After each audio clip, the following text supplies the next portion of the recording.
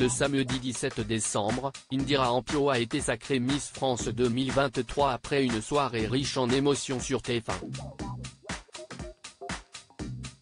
Depuis, elle enchaîne les interviews et se laisse aller à quelques confidences, comme par exemple sa chute, devant les membres du jury. Sa pire honte. Des mois de préparation et des semaines de stress qui ont valu le coup. Samedi dernier, à l'issue d'une grande cérémonie en direct de Châteauroux et retransmise sur TF1, Indira Ampio, Miss Guadeloupe 2023, a prouvé qu'elle avait toutes les qualités requises pour devenir la nouvelle Miss France 2023. Favorite des téléspectateurs, et de la rédaction de Télé Loisirs, depuis que les portraits ont été dévoilés, elle a finalement remporté la couronne et l'écharpe. Elle succède donc à Diane Lair, la Miss France 2022. Une fierté pour cette dernière qui la considère déjà comme sa petite sœur.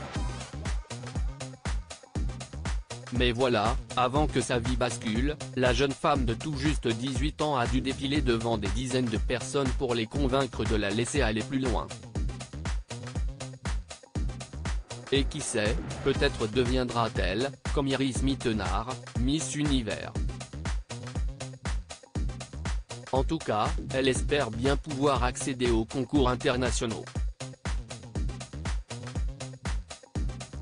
Je me suis retrouvée à terre depuis qu'elle est devenue Miss France 2023, Indira Ampio enchaîne les rendez-vous presse avant de prendre quelques jours de repos pour célébrer les fêtes de fin d'année avec ses proches.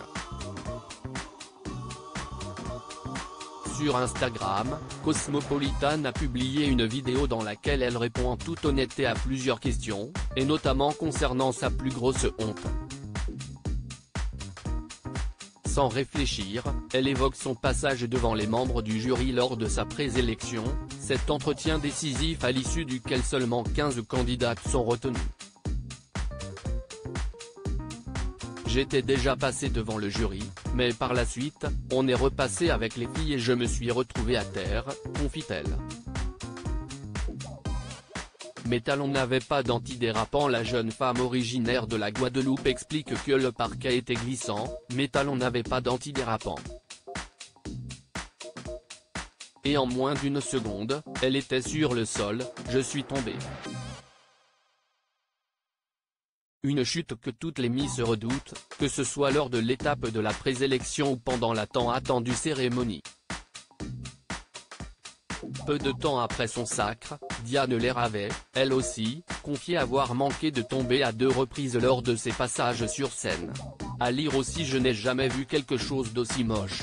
Geneviève de Fontenay dézingue l'élection de Miss France 2023.